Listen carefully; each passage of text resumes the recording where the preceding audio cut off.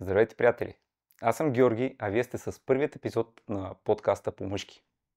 Днес на гости ми е Константин Петров, с който ще си говорим по много интересни теми, но от мъжката гледна точка, както се казва по мъжки. Какви ще бъдат тези теми и доколко ще са интересни и дълбоки, оставам вие самите да прецените. Здрасти, Косио! Здрасти, Жоро. Много се радвам, че си днес тук при мен и се съгласи да участваш в първия епизод на подкаста. Радвам и си за мен е голяма чест и отговорност. Благодаря ти. Днес мисля, че разговорът ще мине по различен начин, защото обикновено, нали, като мой терапевт, по-активни може би съм аз, днес се надявам да си ти. Ще сме в различна динамика. Да, или може би се редува, нямам представа как ще се получи. Първо ще помоля да се представиш с няколко думи. Да. Казвам се Константин Петров. Телесен психотерапевт съм и професионален, кариерен и екзекутив коуч. Виж каква хубава българска дума екзекутив.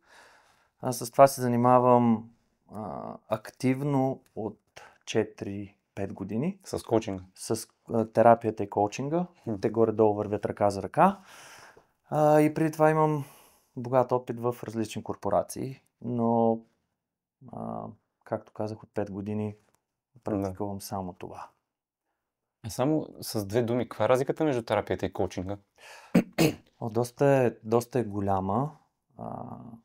Всъщност терапията работиме с личността на човека, предефинираме, структурираме, работиме много с миналото, с травми, с новия прочит, оздравяването на травмите, с цел подобряването на състоянието на човек. Докато коучинга е по-скоро ориентиран, целево ориентиран. Имаме конкретна цел с клиента, с който работиме и работиме за постигането на целта. Като разбира се гледаме какво пречи за да се постигне целта. Обикновено са вътрешни вярвания, вътрешни пречки, но основно е постигане на целта и гледане в бъдещето. В коучинга няма връщане в миналото, травми. Фокусът Както при терапията? Да, точно така. Това в професионален план, в личен? Ако може да кажеш на две думи. В личен за мен? Да, семейство. Да, на 35. Женен съм. Момент сега тук да не ме бият. Да го сметна. От 2018 какво прави? 6 години вече? Да. Да, от 6 години. И аз се чувствам напрегнат заради камерите, не мога да го смятам. Да, аз от жена ми съм напрегнат, че ако разбере, че не мога да сметна, ще е интересно. Да, вече аз съм напрегнат от жената. От 2018 съм женен. Заедно сме от 2016 всъщност. Имам 2 деца. Момиче и момче на 5 и на 3. На 5,5 и на 3,5. И преди няколко години се върнахме от живот в Холандия, в чужбина. И се върнахме в България и в родното ми място, което е Велико Търново. И редовно всяка седмица пътувам София, Велико Търново. И това е горе-долу за личния ми живота. Питам те, защото все пак ще си говорим за мъжки работи. И семейството и в частност жената има доста голямо, поне в моя живот има доста силна роля. И затова те питам просто, за да знам и все пак и хората да разберат какъв е твой опит. Да, имам опит, но мисля, че това е нещо, което цял живот ще го развиваме като опитност. И това, което аз сега виждам в брака си, също това е най-дългата връзка, която съм имал, колко по-различно става с времето. Така че да, това наистина ми е ценно. И не само в личен план, разбира се, много ми помага и в професионален. Да. Добре, аз искам да те питам нещо. Винаги ми е било интересно и аз не мога да намеря отговор на този въпрос от гледна точка на дори на терапията. Аз самия те посещавам от година и може би няколко месеца станаха. Допреди това някакси не ми беше на фокус терапията. Общо взето, нали, знаеш, ми близък приятел, който също е телесен терапевт, Иво, и нали, той много ми е говорил. Винаги ми е било интересно, но някакси никога не не знам, просто не ми беше фокус. И след като започнах да те посещавам, започна да ми прави впечатление, че общо взето не срещам много мъже, или аз поне в моето откръжение не познавам много мъже, които като изключат тези, които се занимават с това нещо, които общо взето да са окей с това да ходят на терапия. Както и другия казус, който ме вълнува, т.е. другия въпрос, когато посещавам разни групи, семинари или нещо от този сорт, включително при семейни констелации, независимо дали е свързано с медитация или каквото и да е, съотношението жени-мъже е изключително в полза на жените, като да речем 30 към 4, нали, 30 жени с 4 мъже и така нататък. Ти имаш ли някакъв отговор за това нещо? В смисъл, дали някога си го мислил и дали... Що се получава така? Защо ние мъжете не сме толкова отворени, както жените? Доста съм си го мислил. Всъщност, ако мога да вметна една шега, това е страхотно предимство да си мъж в терапията, защото сме голям кът и рядкост. И сме търсени, точно заради това, че няма много хора, много мъже, които да се обръщат към това. Според мен има редица причини. Мъжете да не се обръщат толкова към терапията и да са толкова отворени към това. Въпреки, че при мен 70% са мъже от хората, с които работя, забелязвам една тенденция, която е към отварянето на мъжете. Все повече са отворени да разбират себе си, да работят със себе си. Но мисля, че основната причина е в това, първо, мъжете какво разбират под терапия. Много често, даже то е по-скоро стигма и в България като цяло, която виждам, че може би с нашето поколение вече не е точно така, пък за още по-новото е, пък те въобще нямат никакъв проблем с това, но стигмата е, че ако ходя на терапия или ако посещавам терапевт, психолог, то съм нещо бръмнал, луд съм, не съм нормален и едва ли не е голям проблем. Така че го виждам и от двата пола. И ето, примерно, ще споделя нещо от моята лична история. 2015 година, 2016 всъщност, когато започнах аз да уча терапия, просто то в началото беше лично мой интерес, аз криех от приятелите си. Всъщност никой не знаеше. Знаеше само човека до мен. И като ме питат, защото то беше почти всеки уикенд някъде обучение, нямаше ме... къде ходиш? И аз казвам на едни курсове за личностно развитие. Не лъжа баш, ама не казвам цялата истина. И в мене разбирането беше, че ако кажа и ще кажат, и ще си помислят хората, какви сте глупости да се занимаваш, ти нормален ли си, нещо има ли ти? Нали, един вид какво ще кажат хората? Мнението на света около мен. Особено пък моите приятели. Ще кажете, ти нещо да не си редовно съм го чувал, да не си обърнал резбата, да да нямаш някакви много сериозни проблеми. И един вид, моето тогавашната ми несигурност в себе си, моята себеоценка беше нещо, което ме караше да го прикривам, въпреки че ходих. И в последствие разбрах, че колкото повече споделям с моите приятели, всъщност толкова повече виждам, че реално всеки един от тях има интерес към това. Много от тях ходят и разбирам, когато аз споделя, но някакси такова не си го казваме. Не си го споделяме, защото какво ще се помисли другия, реално всички имаме тая нужда. И още нещо, терапията като цяло е свързване повече с същността, с емоциите, с чувствата, с моя аз, което ние като мъже не умеем толкова добре, колкото жените. Някакси на жените те са по-предразположени, много по-лесно и по-успешно успяват да се свържат с тази част от себе си. И сега най-вероятно питаш, що? Най-често примерите, които даваме, посланията, които сме получавали като малки.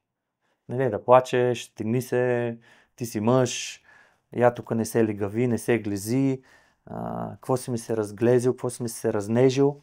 И всичкото това какво ни прави, кара ни да се стягаме и реално да откъсваме връзката с себе си, с тялото и съответно трудно препознаваме терапията като нещо, с което може да се свържем. Да, то може би първата стъпка да си признаем изобщо, че имаме нужда от нещо или при мен лично, знаеш и в работата с теб, въпреки че аз имам доста сериозна сензитивност и въпреки това отказвам да зачита огромен процент от чувствата, които чувствам и изпитвам. И някак си точно това ще я те питам, защо жените са, защото аз нямам някакси съпротива, кой знае каква да кажа на жена, че хода на терапия. Тоест не съм имал. Но примерно с мъжете някак има нещо като все едно, ако кажа, не съм много сигурен дали за мен проблема е, че ще бъда отхвърлен от мъжете, нали, може би и това го има.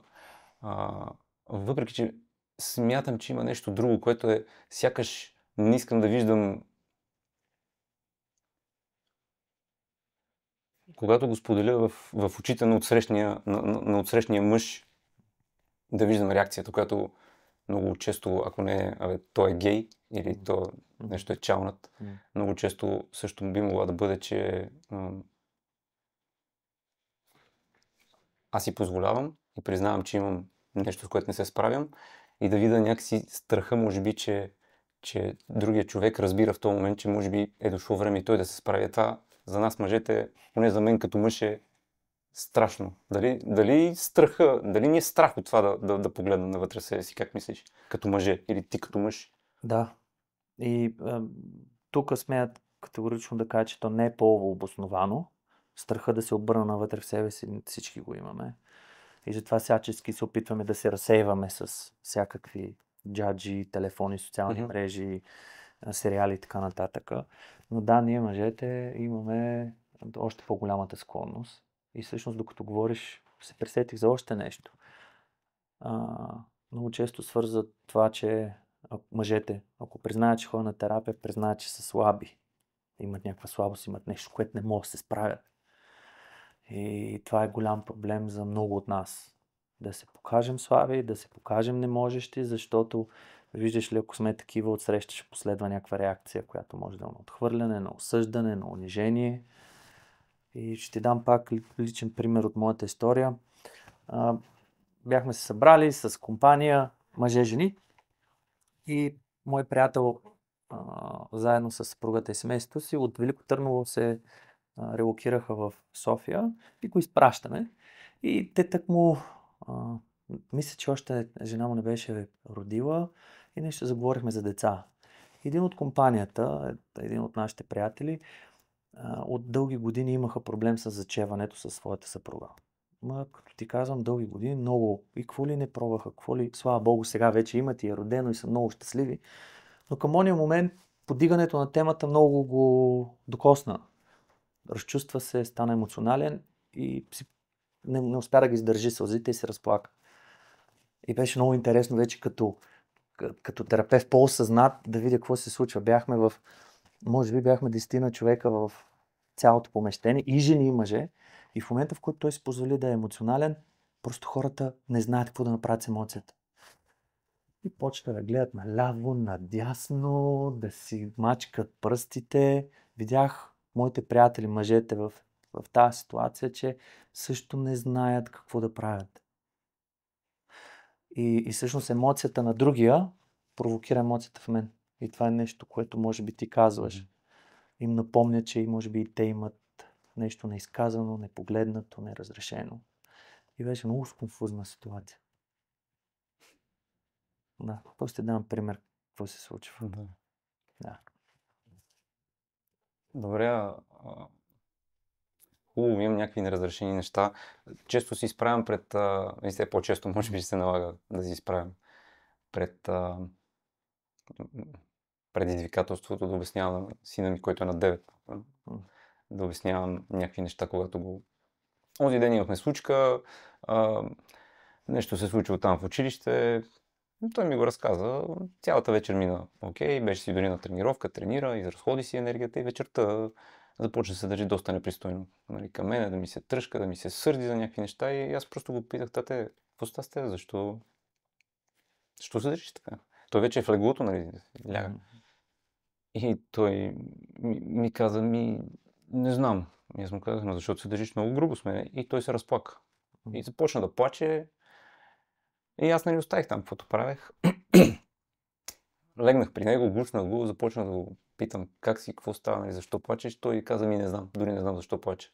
Та, разказвам ти го, нали, за да те попитам как при положение, че не знаем какво изпитваме, да се справим с тия чувства. Откъде трябва да започна? Например, аз като мъж, да речем, че съм си признал вече, че чувствам неща, които не съм назовал или които никога не съм признавал, че чувствам, защото в по-голямата част специално при мен е така. Какво трябва да направя? Трябва задължително отида в терапевт или има и друг начин? Не. Какво би ми посъветвал, примерно? Това, което се замислих е, ето, дори аз, който имам някакъв опит в работата със себе си, понякога, когато емоциите са много силни, първоначално не мога да разбера какво точно е, ако е много мощно. Нещото, което може да помогне в такъв случай е просто да си позволя, или въпросният човек да си позволи да остане с емоцията. Или с емоциите, защото те обикновено са, особено ако дълго време са държани, то е една мешавица, която е доста объркана, да остана без да се опитвам да избягам. Да, защото много често първата реакция е, усещайки емоция, да намеря начин да се успокоя или да се скрия или да избягам от това, което се случва в мен. Дори през говоренето. Да се обадя на някой веднага да го изговоря. Да се разсеям. Да се разсеям или да го изкарам през говоренето. Позволението да остана, както се казва, дори да се седна на дивана на леглото, да медитирам или няма нужда и да се медитира, просто си дам пространството да усетя какво се случва в мен. И да наблюдавам. Има някакви емоции, окей, дай да видя какви са. Извинявай само, че те прекъсна. То не е ли точно това медитацията? Нали, ние всички си представяме, че медитацията да седнем в поза лотос и да се свържем с кораба майка, а всъщност е точно да наблюдаваме какво е в нас. Всъщност, да. Наблюдавайки този гняв, да речеме, аз медитирам върху това. Не е ли това? Точно така. Аз може би умишлено казах, умишлено казах да не медитация, защото много често хората имат погрешно разбиране за медитацията. Един вид осъзнато наблюдаване звучи по... Защото някои хора са и анти медитация и този тип. Затова казвам, оставайки и наблюдавайки какво се случва. Да дам пространство, за да мога да видя, да се разгърнат емоциите, те ще ми покажат какви са. Аз ще ги усетя какви са. Тъга ли е, гняв ли е, разочарование ли е. Пространство. Това е може би първото и най-ефективно нещо, което няма нужда да ходиш на терапевт или така нататък. Тоест интроспекцията, обръщането на погледа навътре и даването на време и на пространство. Добре, а как мислиш, когато човек е на нашите години, да речем, че вече има някаква осъзнатост или най-малкото е видял колко пъти е правил една и съща глупост в живота си, там е разбираемо как може да се стигне до това нещо. Но когато човек е по-млад, замислих се за моите тинейджърски години, в които явно чувствайки много неща, за да се откъсна от тях, защото не знаех как да се справям с тях, нещо, което и в момента, дори като възрастен, зрял мъж имам, понякога път ми се случва. Примерно аз започнах да пия на много ранна възраст, на 13 години започнах да се напивам и то доста така солидно и порядъчно и много. Просто ми дойде въпросът как би могъл един човек, тинейджър на тези години да се справи, в смисъл като, не да знам, ако няма към кой да се обърне в този момент, може някой да гледа и да просто си представи как аз седа и имам интернет пред мен и съм на 13 и вместо да се напия като нали, някакъв пияница на 13, просто гледайки това да ми дойде на къла да пробвам нещо. Дори е това с наблюдението е нали, едно нещо, което казвам, но нещо... Вижда, това е толкова важно родителското тяло и това какви родители сме имали и какви родители сме. Да. Защото това, което си направил с сина ти е много важно за израстващото момиче, дете. Всъщност ти си отразил емоцията на сина ти, който му е дал един вид позволението да я пусне. Мгм. Защото много често тинейджерите, ето това, което ти казваш, няма кой да ме отрази, няма кой да ми отрази емоцията. Те децата в по-малка възраст, когато израстват, те не знаят какво е яд, какво е гняв, какво е тъга, какво е радост. Ние сме хората, които им казваме, колко си радостен днес. Или, днеска ми изглеждаш тъжен. И всъщност, когато видиме давам една странична гледна точка, като видиме някаква емоция в детето, просто не да осъждаме, ти що си сега ядосан, защото обикновено това правим. А във въпроса защо има укор. Защо си ядосан? Все едно, че не трябва да е ядосан от детето. По-скоро, изглеждаш ми ядосан. Даже няма да питам повече. Но това казва две неща на детето. Първо, виждам те, отразявам те, признавам ти емоцията. Второ, давам му една външна, по-зряла гледна точка, която му показва, да, може би наистина съм ядосан, тъжен. И започва вътрешното разграничаване между тези емоции. Защото ние имаме книжки вкъщи с какво е тъга, като облак, като сиво, синьо, тъмно и така нататък. Добре го обясняваме, но когато е емоцията и отразиме, това е най-добрият начин. А иначе за тинейджерите, освен това, което е да остана с тази емоция, много зависи от емоцията. Когато е гняв,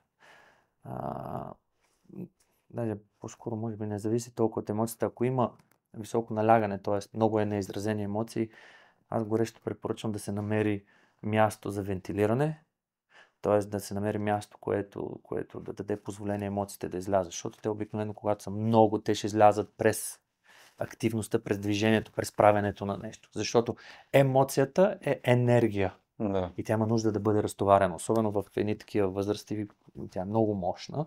Не, че при нас не е, но имаме много задържани механизми, докато при тинейджерите и децата е много мощна и следва се канализира някъде. И тогава това, което давам, хубаво е да има спорт за тинейджерите, какъвто и да е. Техния си спорт, но ако няма една възглавница, дюшека в къщи, матрака и се хваща и се блъска и се удра, за да може да се изкара. Другото е приятел. Много е хубаво, сега няма как да го кажа универсално, защото има деца, които поради ред причини нямат, но ако имаш приятел, с който просто да си споделиш. Ето това, което казвам, ако го няма родителското тяло, да има човек, който да те отрази, да ти верифицира емоцията. И да дам ти правото на тая емоция. Това вече 50% е, защото вече имам позволението да го изпитвам. И тя не те владее. Тя не. Да. Да, това за приятеля ми дойде на ум, докато говореше. Нали, както аз съм го направил с сина ми, че е възможно нали, хора, които са на по 20, нито мога да говориш с баща си, нито да тръгнеш на терапевт си, за никъде общо взето. И като помня аз какво правих на 20, обикновено празнувах. Защото така, това си беше моят начин явно да затъна в тия неща, да не ги чувствам. Да. Може би това е добър вариант да, наистина имаш приятел, който обаче да е отворен и той към това нещо. Да. Защото аз като татуист често аз го разказвам на много клиенти, защото за мен е много впечатлително, нали, разликата между мъжете и жените. И тук говоря за всякакви възрасти, като по-зрелите мъже не идват с приятелите си обикновено, но по-младите, нали, около 20-25, те идват с приятели. И разликата между мъжете и жените, докато жените идват, когато са по-зрели, също идват с приятелки, нали, по някой път са по две. Но разликата е, че когато жените, особено нали, за първа татуировка, жените лягат на масата, защото обикновено ги слагам да легнат, да не припаднат или нещо от този сорт. Жените се подкрепят, държат си ръцете. Галия, нали, тази, която се татуира, другата Гали, искаш ли нещо да ти, нали, удобно ли ти е, боли ли те, там милват се, говорят си някакви неща. Докато при нас мъжете нещата изглеждат доста по-гротескно, някакси, нали, първо всичко е наред, говори се така леко-леко, защото всеки си притеснява при първата татуировка. Аз също ми беше някакво странно, нали, това егрегор, боли много, всички ще умрем и така нататък, дали ще се справя с болката, дали ще издържа. И И когато легне, нали, момчето и започна да татуирам, и другия вместо да подкрепя по някакъв начин, започват едни обиди. Аде бе, Женчо, какво става? Боли ли те? Сега да не припаднеш и ревеш ли? И тогава просто ми дойде на къла, сега докато говори, се сетих за тази картина, каква е разликата между мъжете и жените. Което аз също се опитвам да си обясна, но и за него не намирам. Може би това, което те попитах по-рано, отговарям. Не знам, някакси ние се подкрепяме по различен начин и обикновено това, което аз не харесвам от взаимоотношенията между мъжете, е този тип подкрепа, в която се обиждаме или се нагрубяваме. И не знам защо е. Смисъл, има ли някаква обосновка на това? Смисъл, мисли ли си за това? Не, ама ето сега ми хрумна нещо, като го сподели това. Всъщност аз сега и се усмихвам, защото и аз съм ходил с мой приятел за той да си прави татуировка. Извинявай. И си давам сметката, че беше наистина някаква подкрепа. А иначе това, което имаме склонността, нали, като видиме някаква слабост, емоция, аре бе, стегни се, Женчо, на къв се правиш, какъв мъж си, бих го отнесъл към, пак казвам, показването на някаква слабост, на някаква емоция ги поражда в нас. Ние автоматично резонираме. Това стана на несъзнавано ниво. Не разбирай, че си го усещам и реагирам. И всъщност неприемането и осъждането на моята слабост, емоция, изразяване на болка, просто я прехвърля върху тебе, защото е по-лесно. Но аз казвайки ти, Женчо, стегни се, я се малко възмъже или тук стегни, аз го кам на себе си. Просто го правя през тебе. Несъзнавано осъждам себе си. Защото аз не си позволявам болката, слабостта или емоцията и ми е по-лесно да го проектирам върху тебе, това се казва проекция. Варя го и ти го лепвам и ми е много по-лесно тебе да те хейтя, отколкото... Да, всъщност, че аз самия, нали, особено ако не съм минал през това нещо, защото ми прави впечатление, че когато другия не е минал, може би много по-силно тази реакция, може би защото той самия го е страх от това, че той може би няма да издържи и някакси понеже усещаме този страх вътре в себе си като мъже и може би не сме съгласни с това, някакси смятаме, че нямаме правото да ни е страх и започваме по всякакъв начин да го осъждаме, че съществува. Да, за да мога да се дистанцирам от него и пак казвам, има неприемане в мен. И е супер това, което кажеш. Някой, който е минал сигурно много по-разбиращ и подкрепяш, отколкото ако аз отида и не съм имал татуировка, пък моят приятел си прави. Да. Да. Да. Това е интересно. Просто се сетих някакви моменти, в които аз съм се държал така, но за щастие това, което аз че съм ги оставил доста назад във времето и ми е... Което значи, че съм ги поперил, може би. Извиня, победил? Победил. Не победил, може би поприял, да. Поприял, приел. Да, не съм... И аз съм го правил. Всъщност, така, израснал занимавал съм се с футбол и сме били в мъжки компании често. Това беше езика на общуване. Да, там е задължително. И в училище, и всъщност последствие разбрах, че това е моята незрялост, която излиза по този начин.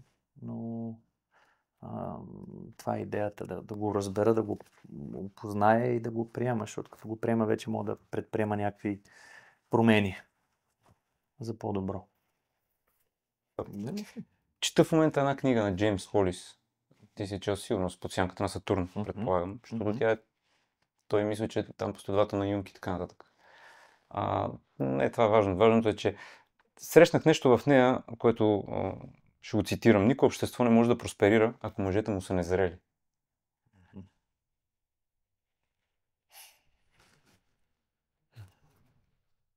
Но защо да не може? Какво мислиш? Аз имам някакви идеи, но някакси... Тук не знам дали се върнах малко по принцип нашия си сетъп, аз да задавам въпроси, ама много ми е интересно да чуя твоята гледна точка по случая и после ще ти кажа, разбира се, моята.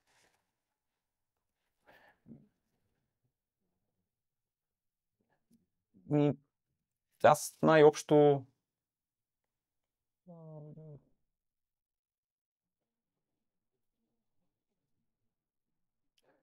някакси най-общо ми идва, че не може да поема отговорност. за каквото и да е. Ако някакси смятам, то може би затова те питам, за да някакси да си направя справка с друга гледна точка. Ако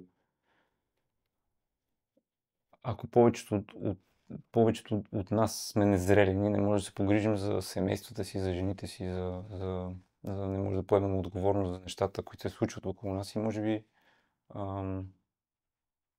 е това, което при нас някакси, не знам защо, но някакси много го свързвам, като превръщаме се в агитка. Аз принципно не разбирам много футболните агитки. Не съм ходил по мачове. Но някакси нямам стремеж да излезна и то може би е някаква форма на изразяване на агресията вътре в нас. Ако отида креща, нали, защото каза, че си се занимавал с футбол. Да. Може би, нали, по този начин да изхвърля тази цялата агресия, която носи и така нататък, но никога не ме е влечало по този начин. Но пък винаги съм бил по-склонен да си я държа някъде дълбоко в мене. Да, виж, това мога да обсъдим с агитките, защото аз, както съм бил от страната, нали, да съм в центъра, така съм бил и горе, и то в върлите агитки съм бил, да мога да си споделя опита, но по-скоро ще се върна на това, което ти кажеш. Аз съм напълно съгласен с тебе. Всъщност, незрелия мъж, какво е той? Е дете. И ако погледнем какво правят децата, те са много сладки, много забавни, радостни, зареждат и нас, възрастните, но ги погледнеш, те се гледат само кефа. За тях, и това е напълно естествено и нормално за тяхната възраст. Това, което ги движи, те са много в момента и искат всичко да получат на момента. Жаден съм, гладен съм, яде ми се сладко, играе ми се, рядко ще ги чуеш да ти кажат да искам да спя, но те не търпят отлагане. Големите неща в този живот се случват, когато си готов да жертваш, да изчакаш, да поемеш, както ти казваш, някаква отговорност, защото децата нямат никаква отговорност. Тогава ние родителите сме тези, които носим отговорността за тях. Особено в началото са изцяло зависими от нас, като бебета, те нищо не могат да правят сами. Вече пораствайки, отговорността започва да се лека по лека да се прехвърля на тях, докато в един момент не поемат отговорността да живеят собствения си живот. И всъщност незрелите мъже са такива, които не могат да поемат отговорност, които имат нездрава агресия. Какво значи нездрава агресия? Или ще са много садистични и ще бъдат прекомерно агресивни, ще скачат да се бият, ще правят конфликти, ще показват непрекъснато, че са много здрави, мощни, силни, каквото искаш. Или са обратното, са контрахирани, няма да смеят като един оплашен заек или по-скоро спихнал. Ще са затворени, няма да имат енергия за движение напред, да случват. Всъщност това е нещото, което е изключително важно за мъжете. Да си владееме здравата агресия. Защото през здравата агресия аз мога да случа неща в живота си. И това, което каза за отговорността, аз тогава ще поемам отговорност единствено за моето удоволствие. Като порасна, въпреки че съм мъж на 30 години, аз ще си остана в детското мислене и начин на функциониране, което мене си ме интересува моя си живот. Ще ходя на кафенце, на дискотечка, да хапна, някой мацка това, онова и до там. За да може, както ти казваш, обществото да прогресира, имаме първо отговорност към себе си за всичко това, което споменахме в здравата му форма, после отговорност към партньора, към децата си, към обществото, в което живеем. Защото иначе ставаме единаци и всеки гледа собствения си кеф. Когато всеки гледа собствения си кеф, няма как да има колективен прогрес. Зрелия мъж прави разлика. И има добър баланс между къде съм аз, къде е моето удоволствие, къде е отговорността ми за моето семейство, за общността и обществото, в което живея. И когато това го има, създаваме една здрава среда, в която наистина всички да допринасяме за по-доброто. Сега като го говори това нещо, се сещам, искам да те питам какви са твоите наблюдения, защото някак докато говориш за незрелите мъже и за какво би било, ако сме зрели в едно общество. Може да е субективно, но аз чрез работата си и клиентите, които идват при мене, някак виждам, че момчетата, които в момента са между 20 и 30, някакси отстрани ми изглеждат доста по-зрели от нас. Някак... Или може би така ми се иска, затова ми е въпросът. Ти имаш и някакви наблюдения. Някак се едно те са повече заедно, повече се разбират, повече се подкрепят или поне не са толкова... не знам дали това е защото нямат тази здравословна агресия и по-скоро са влезнали в сферата на, как го казва, уплашения заек. Или пък е това, което казвам някакси, че са по-здрави от нас, не знам. Просто ми идва, не знам дали имаш наблюдения. Нямам, не мога да кажа. Може би субективно. Дали са по-спотени, по-задружни. Това, което ми хрумва и го виждам и в нашето поколение, може би голямата разлика е в то е във възпитанието.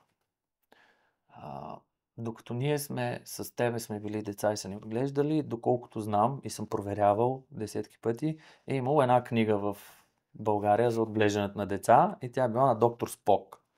Който майче няма деца. Не съм така сигурен. Съм срещал в интернет, че той май няма деца, но нали истина. Не съм сигурен. И специално влязох в една книжарница да прочита това, което там е много така крещящо, фрапиращо, но е коригирано. В днешните издания е коригирано. Но тогава философията е била: оставете децата да реват. Те ви манипулират. И говорим не за 6-7 годишни, в които съзнават какво се случва, говорим за бебета на 2-3 месеца, 6 месеца, една година. И го пише в книгата. И го пише, да, оставете го, то ще се нареве, ще се спре и така лека по лека ще свикне и няма да реве. Естествено, че няма да реве, защото като не чува, като не предизвика отклика от майката да дойде да го успокои, защото то не плаче така.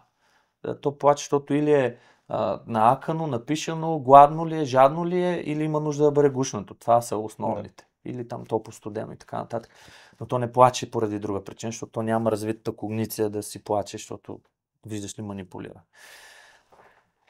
Това е едно, което да го кажа така, в никакъв случай не искам да генерализирам, но това нарушава връзката майка-дете, което в последствие децата, израствайки, са по-затворени, по-анестезирани от към телата си, по-трудно се свързват, по-трудно влизат в близък контакт. Mm-hmm.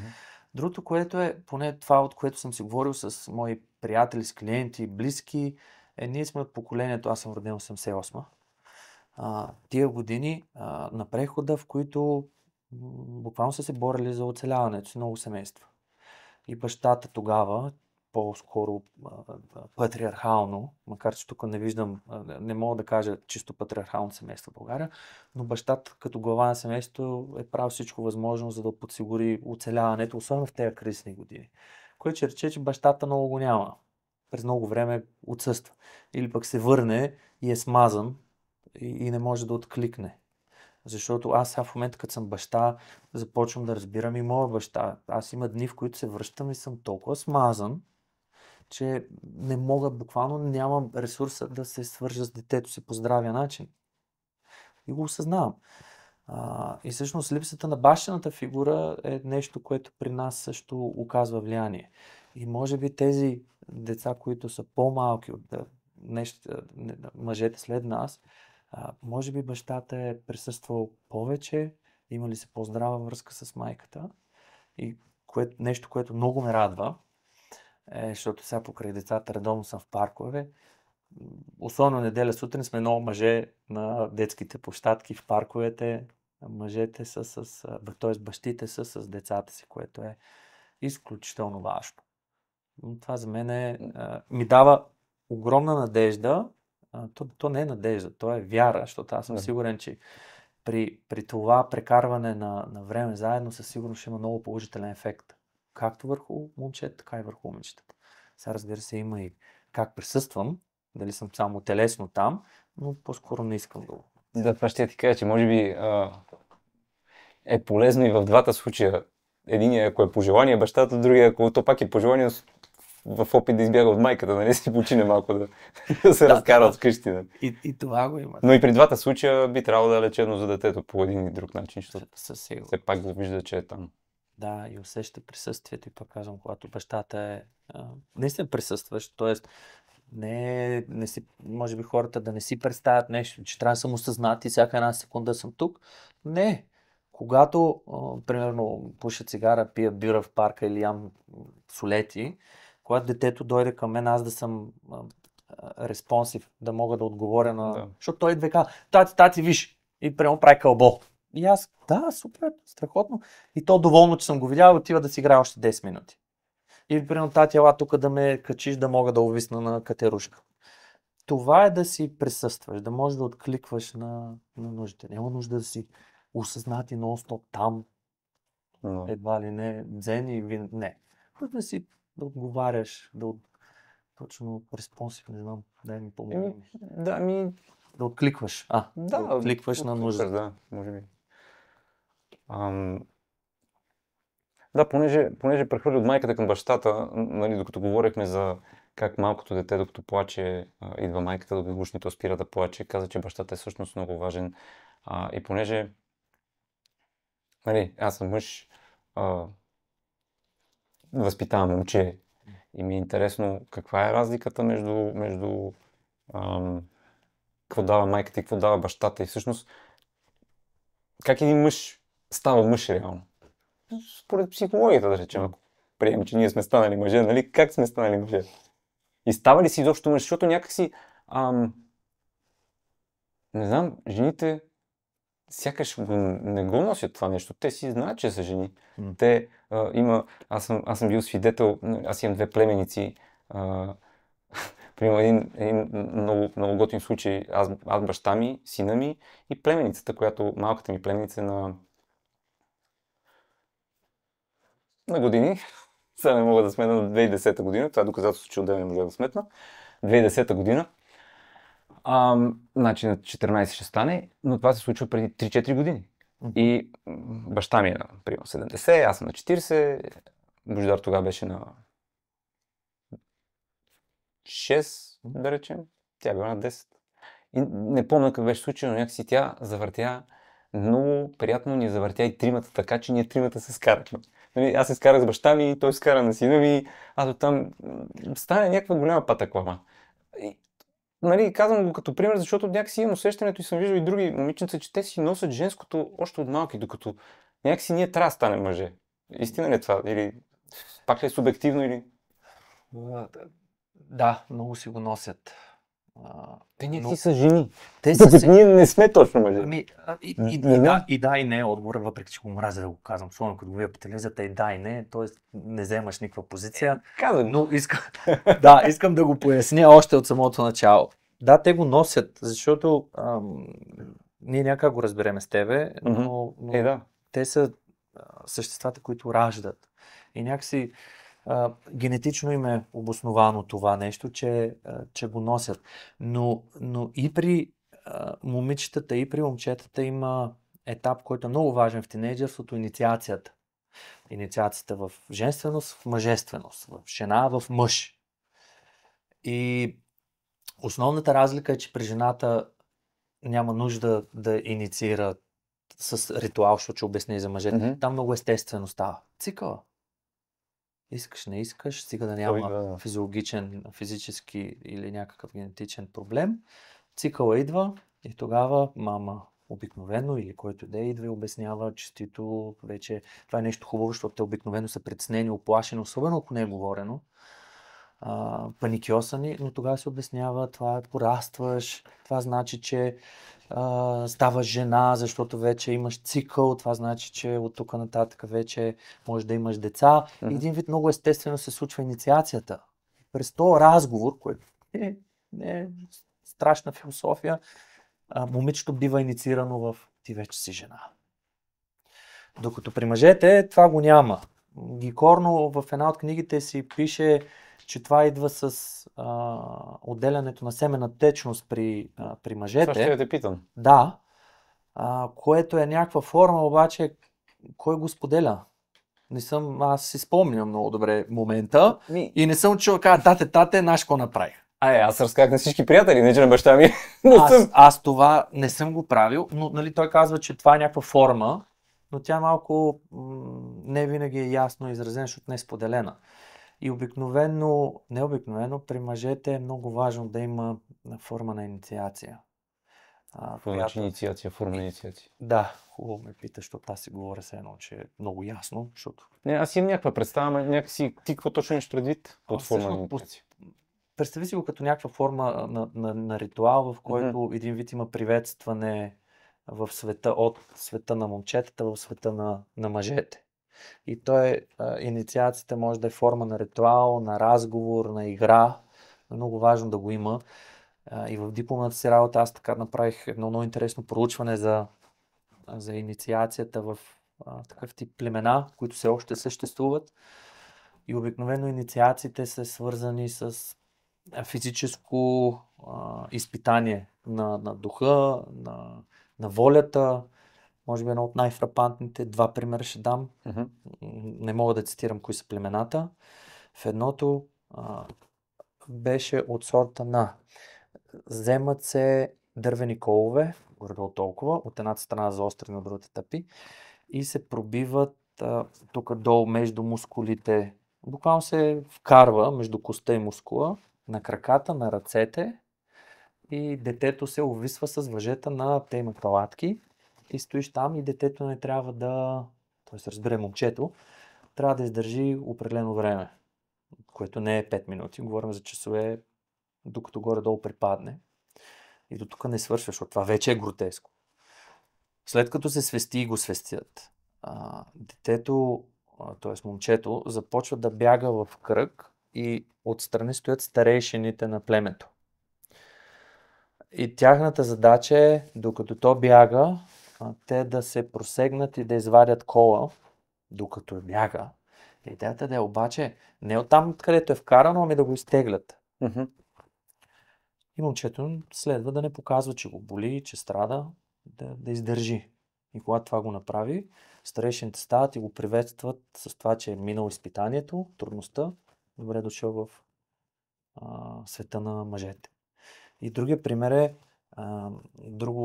мисля, че беше южноамериканско племе, в което, ако си чувал за куршумни мравки, това са с най-силен токсин от насекомите, който ако те ожили или те набуде, може да трае от часове до ден-два, направо си като делириум. Силна болка, цялото тяло. И какво правят? Шият ръкавица, която зашиват мравките с дупите, т.е. с жилата навън. И представи си 100 мравки зашити в една огромна ръкавица, има интересни снимки в интернет. И момчетата си вкарват ръката вътре и друсат, за да могат да ги ожилят. Трябва да стоят 10 минути така и после 2-3 дни са в едно състояние, което може да си го представиш каква болка е. И това старейшините стоят отстрани, наблюдават процеса и преценяват. Някои ги карат по втори път, трети път да го правят това нещо. И когато издържиш, отново старейшините те приветстват в света на мъжете. И интересното е, че инициацията, т.е. този целият ритуал, има за задача да тества духа, пак казвам, волята на момчето. Не толкова от една страна, се докажеш на старейшините, за да те приветстват, но някакси ти да се сблъскаш и да видиш, че имаш способността и уменията да станеш мъж. И инициацията обикновено се прави от бащата не присъства. Прави се от другите хора в старейшините в племето, от другите мъже. Защо не присъства бащата? Ако знаеш. Ще да видя дали знам. Защото е интересно, защо точно бащата присъства. Поне знам.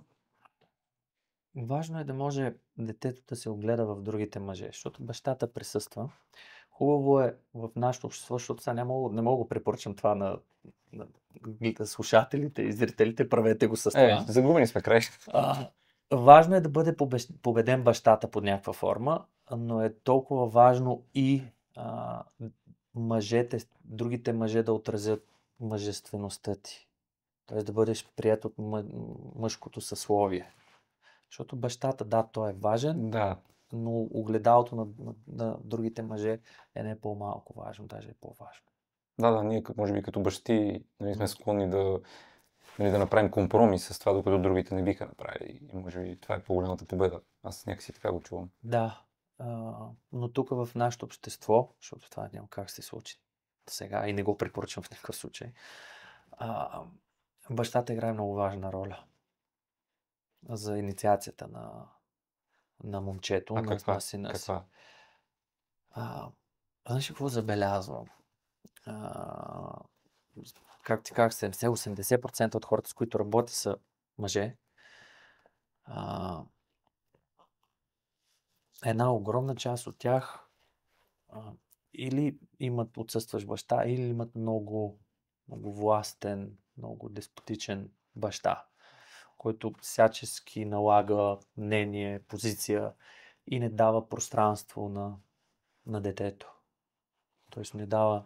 Говорите даже, при мен идваше един клиент, който е на 30 и няколко години вече и работи в семейния бизнес и е изключително интелигентен, умен, кадърен, обаче бащата не му дава пространство.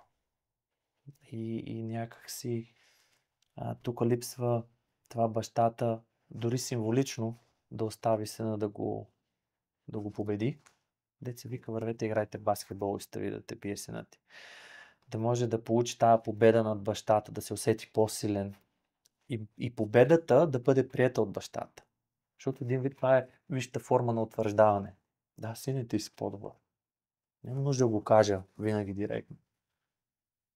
А това за нас, момчета, е много важно. А това, от гледна точка на бащата, няма ли да наруши по някакъв начин авторитета, който има пред детето? Когато е на 30, окей, но примерно в случай, че в тинейджерските години, да речем, на 15-16, когато така е един период, в който поне при мен е било така, доста бях буен и имах нужда от пространство и съм имал, нали, някакви премеждия с родителите ми относно някакви граници, които са опитвали да ми налагат. Тогава не би ли изгубил бащата авторитет, ако признае, че... Защото аз през по-голямата част от живота си, преди да ми светне, все съм се състезавал с това, че съм по-добър от баща ми или че това да разбирам повече, но разбирам повече, докато, нали, не позрях малко и не разбрах, че нищо не разбирам. Чак толкова. Авторитета. Не, бащата няма да го загуби, защото всъщност приемането в мъжеството, в света на мъжете, какво значи? Че от малък ставаш голям и ние вече следва да се гледаме наравно с тебе. Вече тази връзка баща-дете, която е вертикална, следва повече да се изравни и да може с тебе да комуникираме не вече като родител-дете, а като възрастен с възрастен. Да, няма как да промениме това, че съм ти родител, но това е разрушаването на тази връзка и създаването на нова, която е възрастен. Тя е по-здравата и след една определена възраст следва да се премине към тази връзка. А каква е тази възраст? Знаеш ли? Има ли нещо, което е... Ясно ми е, че всичко е условно, но в крайна сметка... Първата инициация, т.е. инициацията или този бунт, който започва при момчетата, той е от 14 до 16 години и след 18-19 времето, в което тази новата връзка следва да се оформя. Тя се заздравява, разбира се, за напред, но горе-долу аз така го виждам, не е обосновано, може би нямам нещо конкретно, но това, което съм чел, имам като опит, това са годините, които бих дал. Да, при мен беше нещо такова с моя баща. Само част, може би на 13 или малко по-рано, но към 18. Да. Както го казваш. Защото иначе, ако това нещо не се случи, оставаме в тая връзка баща-дете и ние като деца всячески се опитваме да я разрушиме, като се доказваме на баща си, като му се качваме на главата, като се опитваме да бъдем по-добри от него. А ние имаме всъщност нуждата дълбоко в себе си да бъдем приети от бащата. Значи, едва ли не, ако това нещо не се случи, бащата не почете по този начин, нали, младото момче, всъщност ще се стигне до падането на авторитета, а не обратното, което те попита. Да. Може би това е... Да, защото в един момент детето ще узрее, че то е нездраво отсреща. Да. И затова казвам, да, много би било хубаво бащите са осъзнати и да го направят това нещо, да го случат със синовете си, но или примерно ако бащата е починал или го няма, важно е да се намери адекватна мъжка фигура, която под някаква форма, дори без да си дава сметка, да го случи това нещо. Идваше една майка при мен за момчето си и беше свършила прекрасна работа, но майката няма как да замести бащата, колкото да се опитва. И тя вече го осъзнаваше, защото той беше тогава беше на 14-15 години. Казах и просто го запиши на спорт или на някаква активност, където има мъж. Водещия е мъж. И всъщност, за да може тази фигура да се появи и там през тази интеракция с въпросния, особено ако е адекватен, това няма как да го проверите, но там може да се случи това нещо.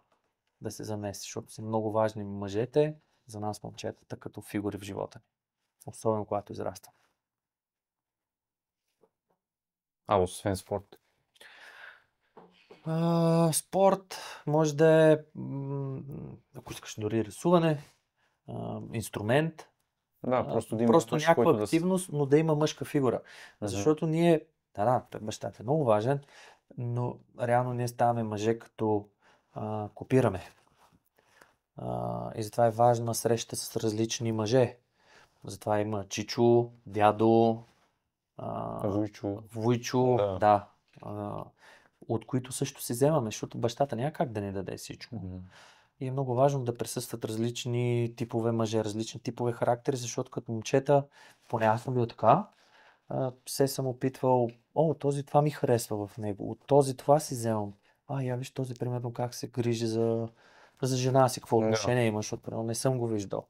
Или той как се облича.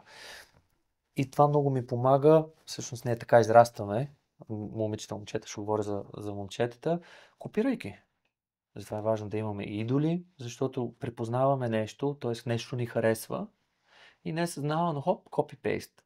И като почна от тук и започвам да наслагвам образа, който за мен работи мъжки. И колкото повече мъже, толкова по-добре.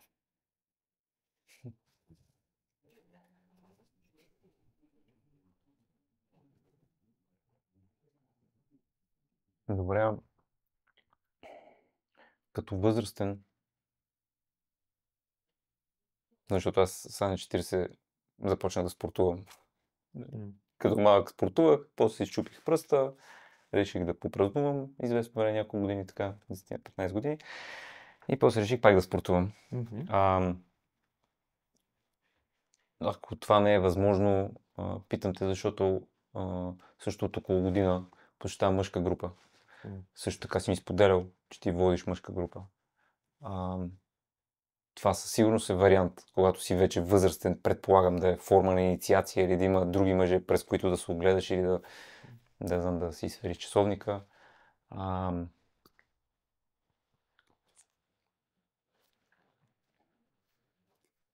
Как точно помага този процес? По същия начин, по който обясни, или има още нещо, което се случва?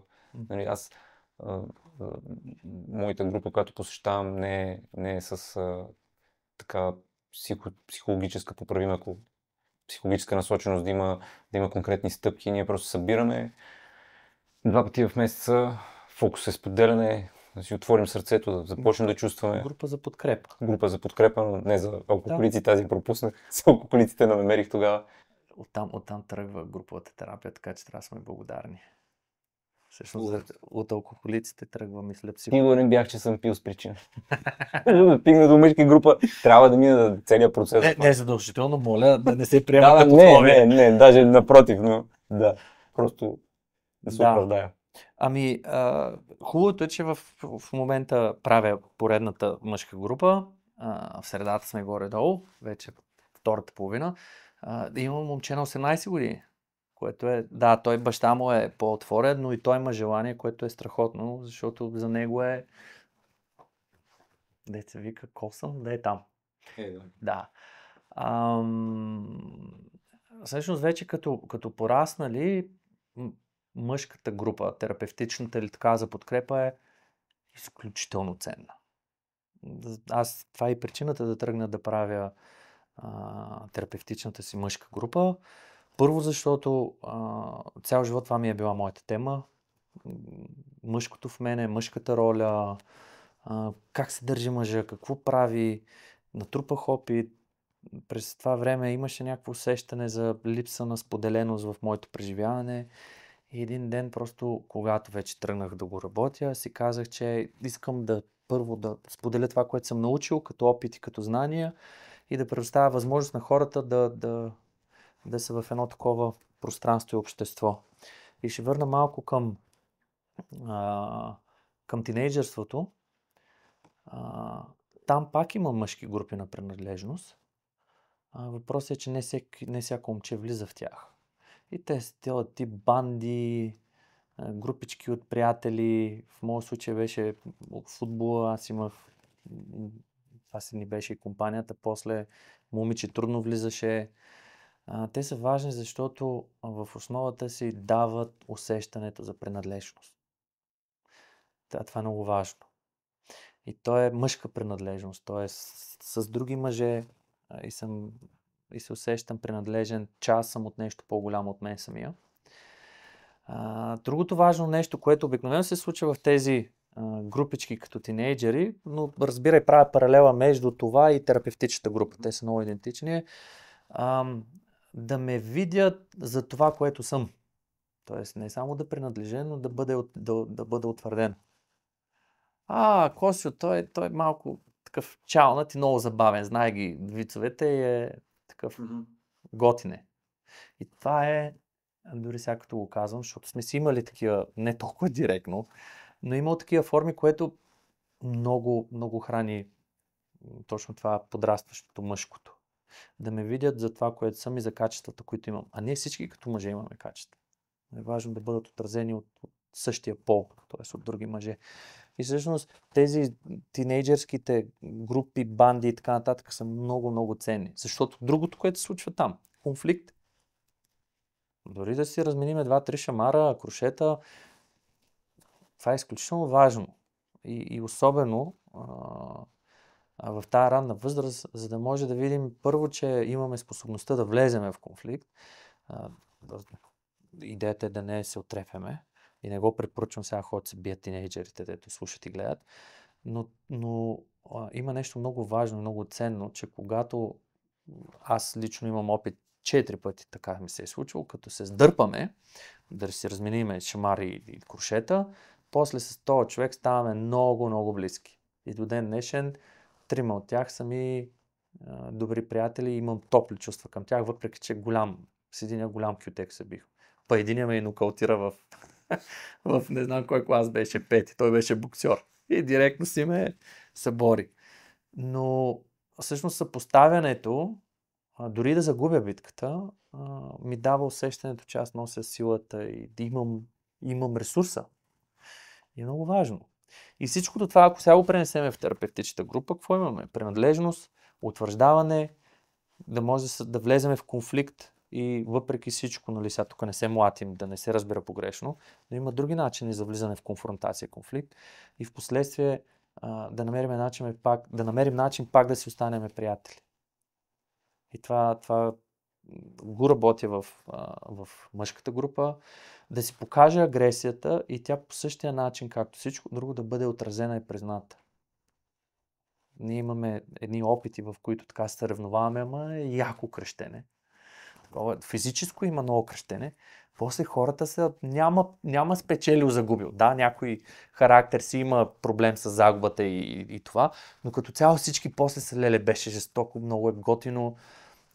Когато има конфронтация и си кажем нещата директно в очите, в последствие се усеща близост в групата, много по-голяма.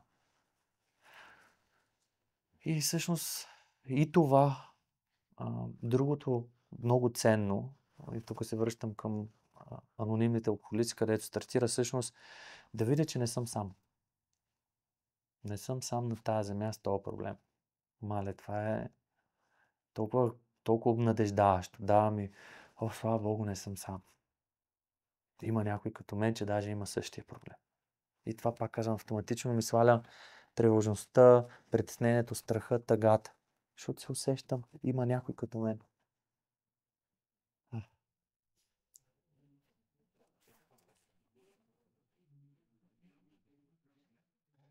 Това е интересно, защото сега ми даде някаква друга гледна точка за агитките, които по някакъв начин не съм разбирал.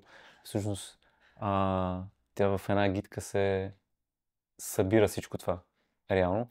Просто по един малко по-такъв шумен начин, да речем. И по-хард начин. Нали.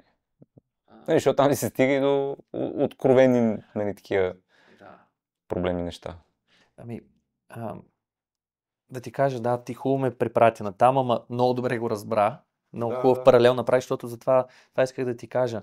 Всъщност аз тогава, като ходих, и аз ходих буквално на всеки матч, че мисля, че на гостуванията ходих, много имах нужда да се усещам принадлежен. Това ми беше базовото. Та всъщност аз тогава ходих и с брат ми и много имах нужда да се усещам част от мъжки колектив. Мъжкото ми беше много, много ценно в онзи момент. То беше след една раздяла с една дама. Също и работата ми беше несигурна. Тоест много неща в живота ми се събаряха и някакси онова в агитката, въпреки че никой не ме познал, освен брат ми. Ние двамата си кръщиме, другите никой не го никой не знае там. Но много ми даваше усещането, че имам някой за гърба си, т.е. обединението около отбора и подкрепата много ме хранеше, много ме подкрепеше и мен. Това от една страна, общата кауза, общата цел и категорично викането и псуването и така нататък. Даже имам хора, с които работя, които имат проблем с агресията, и казват, отидеш в агитката и копираш какво правят хората. Защото там му е място. Там да викам, да пея, да псувам, да крещя, защото ако не излезе там, ще излезе при жена ти, при детето ти, при най-близките ти. И ще излезе по много нездрав начин. Хой там, повикай си, усети си принадлежен и се върни. Това си принадлежиш толкова пък. Изкарай си агресията и се прибери вкъщи. И това, дето за боя, най-вероятно си чувал, че в агитките има и такъв тип уредени боеве, което обаче обикновено прекъсват там вече половината или всичките, като са на земята, или в нокаут, или в кръв. Обаче не показват това, което става след това. И то обикновено е... Не ходят да пият, защото все пак обикновено са воюващи, но има един моментен много голям респект между хората. Ходят, изправят се, варят си езиците, превързват ги и стават и се тръгват. Той като в бокса. Ако си гледал, защото аз гледам и ММА, ама ще се разкъсат, буквално се разкъсват. Един е в нокаут или примерно един печели и след това е все едно, че цял живот сме били приятели и се прегръщат и има огромно уважение. Това е. Да, аз съм си мислил за това нещо, като започна да тренирам джуджицу. И понеже нямам опит, съответно съм съвсем в началото. И с някакви момчета, когато има някакви борби, обикновено, нали, винаги си казваме, нали, лекичко. Треньор обикновено пуска 3 минути, нали, такива свободни борби. Лекичко, защото сме изморени от техники и така нататък. Това се случва на края на тренировката и лекичко и общо взето винаги накрая, не знам защо, всичко е на живот и смърт, някакси това нещо лекичко и много пъти съм спирал, защото се усещам, че не е никак лекичко. Ами си е... Нали, вече там, нали, треньорите казват, само спокойно се изтрепете, нали, специално на нас, нали, само спокойно се изтрепете, то да не се изтрепе, ама някакси. Това, което каза с агитките. Нали? След това аз лично изпитвам много дълбоко уважение към всички тия момчета, с които го правят това нещо. Дори не съм замислил защо. Винаги съм си мислил, че някакси заради това, че имам възможност, нали, има някой срещу мен, който ми позволява да преживявам някакви неща. Нали? В смисъл, защото него, ако го няма, аз не мога да си събора сам. Има го респекта, който е респект към твоята сила и моята сила отразена от теб. Има много, много уважение в това. И е важно. Особено на днешно време, когато здравата ни агресия е много потисната. И с тези нови движения, които минават в крайност, много, много скастрят, много ни потискат в това да бъдем агресивни. Кои движения имаш преди тези New Age и политически движения, които трябва да сме... Феминизъм, woke, политиките и така нататък, които в същността си са много, много категорично подкрепям. Много е ценно това, но като всяко друго нещо, което отива в крайност, то много съкътява и уврежда. И точно това в момента виждам като тенденция, дори в Щатите, защото може би те са по-напред в тази идеология. Вече мъжете не подхождат към жените. Буквално ги е страх. Дали няма да е sexual harassment, т.е. нямаме обвини в някакво сексуално насилие, притеснение и така нататък. И вече мисля 6 пъти преди да направят каквото и да е. Което, ако погледнем, пак казвам, здравата агресия е да мога да отида да кажа да се заявя. Ние мъжете сваляме дамите през заявяването. И по този начин, като има страх, че отсреща мога да бъда срязан и то много тежко и с последствия, аз се обирам и я потискам все повече и повече. Защото може би тук е хубаво да уточня за здрава агресия. Това е способността да мога да се заявявам, да казвам какво искам, да си поставям цел и да я постигам. По същия начин и да се отстоявам и да си защитавам границите. Това е здравата агресия. И когато едно такова движение и разбиране набира се по-голяма сила, хората се обират и това тая енергия няма как да не отиде някъде. Агресията, когато не е насочена и не е дадено поле за изява, а то полето за изява е хубаво да е някъде, където да е здраво и да не наранява, тя или ще излезе там, където ни е мястото и ще нарани някой, или когато много дълго време е потискана, тя се обръща навътре, става автоагресия, т.е. саморазрушаващи мисли, самосаботиращи мисли или буквално физически започвам да се наранявам, да се реже и така нататък. И в крайната си форма може да се изпадне и в депресия. Защото депресията е обърната навътре агресия. Задържана дълго време. Прием наркотици и хазарт свързани ли са с този тип нараняване, алкохолизъм или нещо различно? По-скоро би го казал така, ще цитирам доктор Габор Мате или Габор Мате, така и не го научих как е правилно да се поставя ударението. Той казва, че всъщност алкохолизма, наркотиците, зависимостта от наркотици, от хазарт или някаква форма на зависимост, тя не е проблема, тя е справянето с проблема. Да, това съм също. Да, и по-скоро това е обяснението. Ако има вътре нещо, което не е здраво или е потиснато, обикновено прибягваме към този тип мета удоволствия, които имат за цел да заместят нещо, което не може да се набавяме по здрав начин.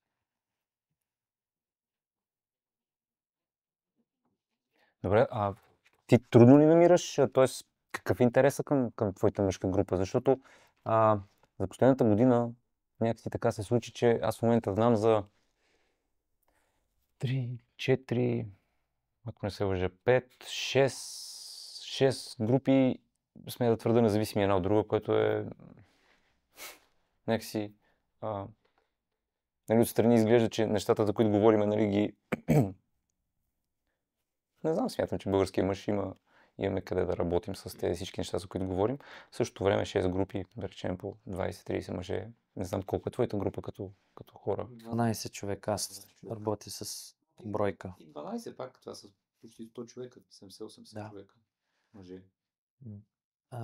Да, и аз все по-често ги срещам, групите в социалните пространства и мрежи, което много ме обнадеждава. И аз съм твърдо за тези групи и много ги насърчавам. От към намирането на хора, айде така да го кажа, половината са хора, с които работя и имам нужда не нужда аз, но в техния терапевтичен план те да влязат в тази група. Половината са отвън, но смея да кажа, че е трудно, защото много хора искат, но много малко се осмеляват. Затова казвам, че пък ме радва, че има и други, които работят по този начин. Виждам, че мъжете все още имат точно това. Нали, за нас. За повечето мъже срещата с други мъже е точно това, че ако отида там и се покажа с проблема, който съм, най-вероятно ще ме посрещнат с това, което си говорихме в началото на нашия разговор. С отхвърляне, с критика, с унижение. Не знаят какво ще се случи. За нас, айде да кажа, за повечето мъже е важно да знаем какво ще се случи, че да държим нещата под контрол, да не ни изненада нещо, че какво ще правим тогава. Нещо си мислех напоследък за тези мъжки групи.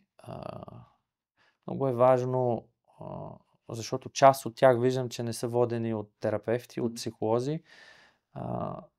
Една е да се внимава, защото в такъв тип група може да излезе нещо много, много старо, много дълбоко, много дълго време задържано. И ако няма подготовката на човека, който води, може да се стигне до ретравмиране. Затова е важно човека, който води, да може да прецени собствените си умения и сили и да прави това, което знае, че може да случи. Просто това исках да споделя. Да, звучи интересно наистина. Пък и се надявам това обобщение от твоя страна представяне да даде малко повече. Защото на мен не ми се вижда чак толкова. Аз реално не посещавам терапевтична група и няма такъв тип насоченост на мероприятия, които се случат вътре в групата. Бил съм на разни workshop-и, в които може би най-същественото това беше от този тип интеракции между мъжкото и женското е било в тантра за двойки. Там също има такива упражнения по-хард от това. По-хард за мен като мъж, иначе това е тема на друг разговор, но не звучи страшно като цяло. Поне на мен ми звучи даже интересно. Мога да ти кажа какво казват хората накрая. Поне до момента всички искат още и на повечето не им се тръгва, защото вече е изградено нещо с компанията. Даже защото имаме общите чатове и виждам, че продължава комуникация, продължава да излизат, да се събират тази група. Така че се създават едни много здрави отношения, понякога приятелства. Така че това наистина е ценно и не е страшно. Особено в първия път, като дойдат и като видят за какво става въпрос, веднага разбират, че е място, където може да се расте, а не обратното. Има, всички могат да имат гаранции, които посещават конкретно от твоите групи, че не е да седна да кажем мен, примерно, имам тук ядосаме жена ми еди какво си или не, това не върви. Например, страх ме от еди какво си и да има освиркване, хилене, такива неща няма. Има едни много ясни правила за групата, които при влизането в групата хората се съгласяват да спазват. За самата група, която всъщност е основата на групата и те гарантират пространство, в което наистина ще се усеща като безопасно и място, в което да се расте. И в случай идеята е тези хора да започнат да ги прилагат сами, но отначало аз съм човека, който съблюдава, ако някой от правилата е нарушено, да се намеси и да кажа, че това не е окей и да бъде коригирано. Но горе-долу след третата, четвъртата сесия, среща, виждам, че хората ги приемат, защото те са правила и на живот, които в последствие те вече сами започват да се саморегулират като жив организъм. И това, пак казвам, на първа среща е ясно, че такъв тип неща няма да има. И те са правилата, са това, което очертават.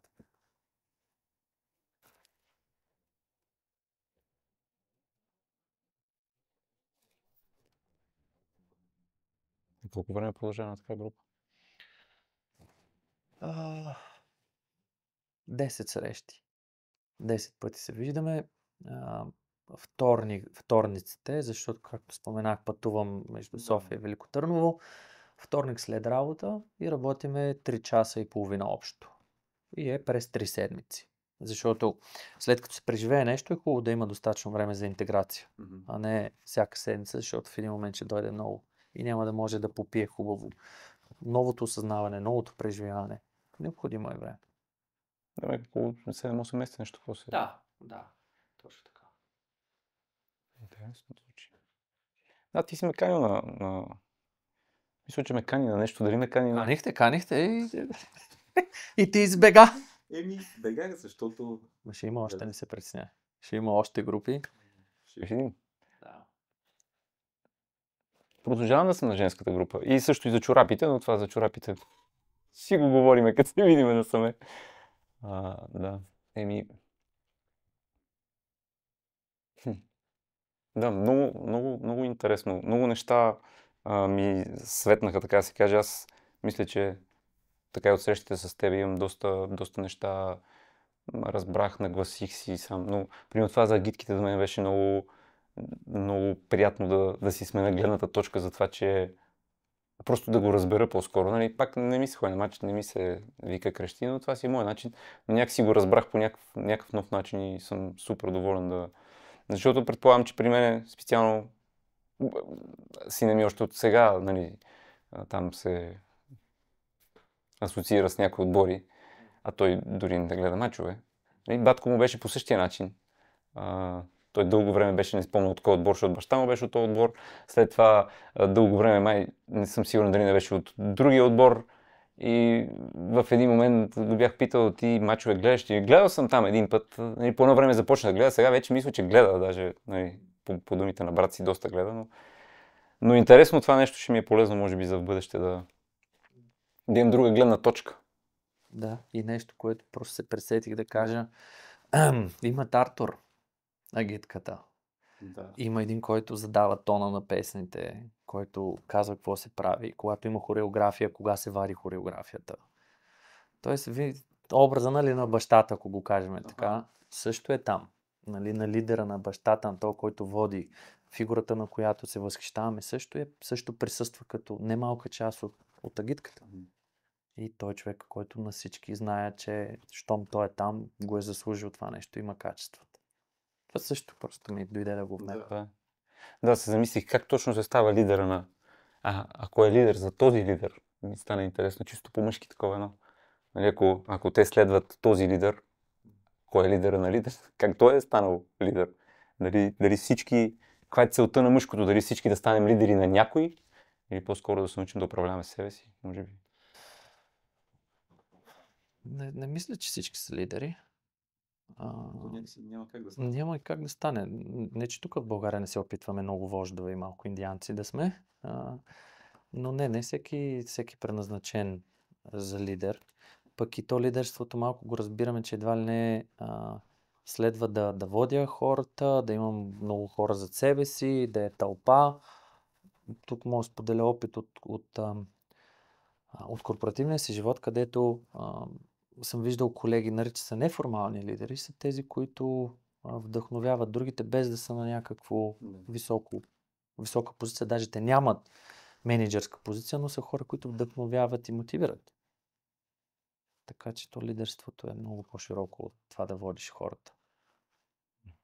За мен. Да.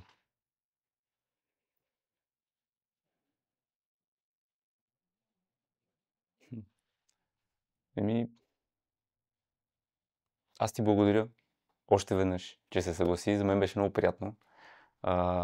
Мисля, че си поразменихме ролите. Ти говори доста повече този път от мен, което се надявам да не ми излезе през носа, нали, като идвам при тебе. Но аз така и така си говоря. И ще се радвам повече мъже да се съгласяват, да се съгласяваме, да видим какво се случва в тия мъжки групи. За мен е това усещане за принадлежност, за което ти каза, аз просто не съм сядал да вербализирам всичко, по-скоро аз го карам на чувстване. Тази форма на принадлежност е много, много интересна и сега отново ми обърна внимание, че наистина е нещо, което е много приятно. И наистина ще се радвам повече хора да посещават такива групи. И аз ти благодаря. Наистина е чест за мен да съм първия в твоя подкаст, който сигурен съм, че те първо предстои да има много, много епизоди. Благодаря, че даваш гласност на тази тема. Мъжките групи. Смятам, че има нужда това да се говори повече и повече за през какво преминават мъжете, какви са им трудностите, да видят, че няма нищо страшно, да споделят, да потърсят, да се обърнат към специалист.